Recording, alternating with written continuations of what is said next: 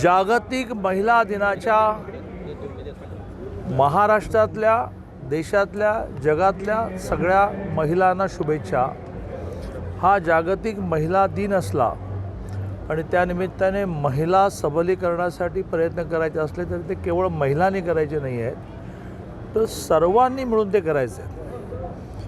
हे मान्यच आहे की सावित्रीबाई फुलेंमुळे शाळेमध्ये न येणाऱ्या महिला शाळेत आल्या, पण त्यांना पाठबळ हे महात्मा ज्योतिबा फुलेंनी निर्माण केलं।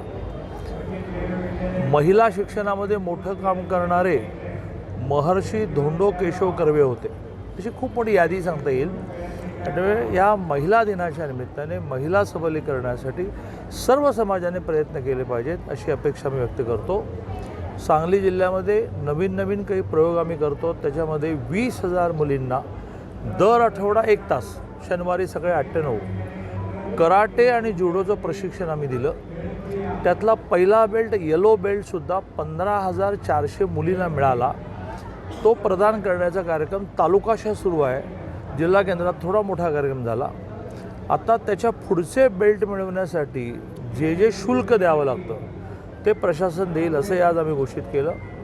जूनपासून लाठीकाठीचं प्रशिक्षण पण शाळांमध्ये दिलं जाईल असं घोषित केलं। आणि सगळ्यात महत्त्वाचं म्हणजे जी फी माफ केल्यामुळे जवळजवळ 48,000 मुलींची संख्या महाराष्ट्रात वाढली। पॉलिटेक्निक, इंजिनिअरिंग, मेडिकल, लॉ म्हणजे प्रोफेशनल कोर्सेसला। त्याच्यामध्ये अदर फीसुद्धा विद्यापीठाने ठरवून देणं, FRAने ठरवून देणं, शुल्क नियंत्रणने। त्यामुळे ती वाजवी ठरणं आणि तीसुद्धा सरकार देऊ शकेल का असा प्रयत्न करणं, म्हणजे ती ट्यूशन फीमध्येच टाकायची। म्हणजे आपोआपच ट्यूशन फी जशी आम्ही रिएम्बर्स करतो त्या कॉलेजला, त्या शाळेला, त्या मुलीच्या पालकांच्या वतीने सरकार देतं, तसं ट्यूशन फी आणि परीक्षेच्या फीच्या बरोबर अदर फी देता येईल का असा आमचा प्रयत्न आहे।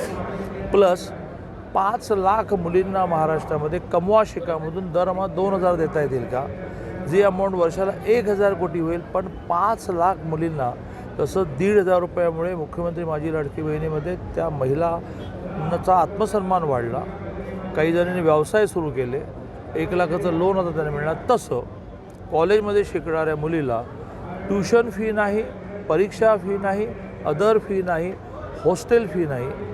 कारण हॉस्टेलला आता आपण निर्वाह भत्ता सुरू केला, जो महिन्याला 6,000 पर मंथ, 10 महिन्याचा 60,000 आहे, की जेणेकरून हॉस्टेल नाही मिळालं तर ते रूम घेऊन राहू शकते, मेस लावू शकते। तसं दरमहा ह्या व्यतिरिक्त 2,000 रुपये तिला पॉकेट मनी देता येईल का, असं कमवा आणि शिका नावाचा एक मोठा प्रयोग करण्याच्याही प्रयत्नात आपण आहोत। आता बजेटमध्ये सांगली बजेटमध्ये एक तर